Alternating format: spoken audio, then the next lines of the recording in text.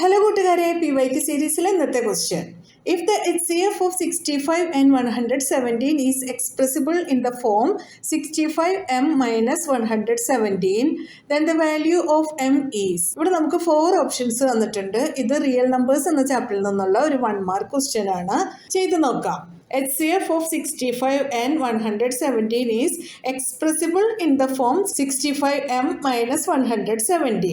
അപ്പോൾ ആദ്യം നമുക്ക് 65ൻ്റെയും 117ൻ്റെയും HCF കണ്ടുപിടിക്കാം. അതിനായിട്ട് രണ്ടും ഫാക്ടറൈസ് ചെയ്യണം. 65 5 ആയിട്ട് ചെയ്യാം.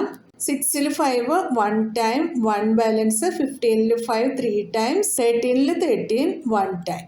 117 ഫാക്ടറൈസ് ചെയ്യാം. 3 ആയിട്ട് നോക്കാം.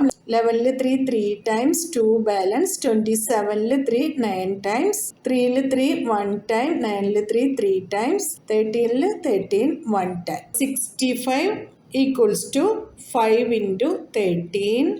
117 ഈക്വൽസ് ടു 3 ഇൻറ്റു 3 ഇൻറ്റു 13. ഇതിൽ നമുക്ക് കോമൺ ആയിട്ട് കിട്ടുന്നത് 13 ആണ്. So HCF of 65 and 117 is 13. ക്വസ്റ്റ്യനിൽ പറഞ്ഞിട്ടുള്ളതുപോലെ നമുക്ക് 65ൻ്റെയും 117ൻ്റെയും HCF 13 equals to 65m minus 117 എന്ന് എഴുതാം. അടുത്ത സ്റ്റെപ്പിൽ നമുക്ക് 65m ഈക്വൽസ് ടു 13 പ്ലസ് 117 എന്ന് എഴുതാം. 13 plus 117 is 130. M equals to 130 by 65 equals to 2. എമ്മിൻ്റെ വാല്യൂ ആണല്ലോ നമുക്ക് കണ്ടുപിടിക്കേണ്ടിയിരുന്നത്. അത് നമുക്ക് കിട്ടിയിട്ടുണ്ട്. നിങ്ങൾക്ക് എല്ലാവർക്കും മനസ്സിലായല്ലോ. PYQ സീരീസിലെ അടുത്ത ക്വസ്റ്റ്യനായിട്ട് നമുക്ക് നാളെ കാണാം.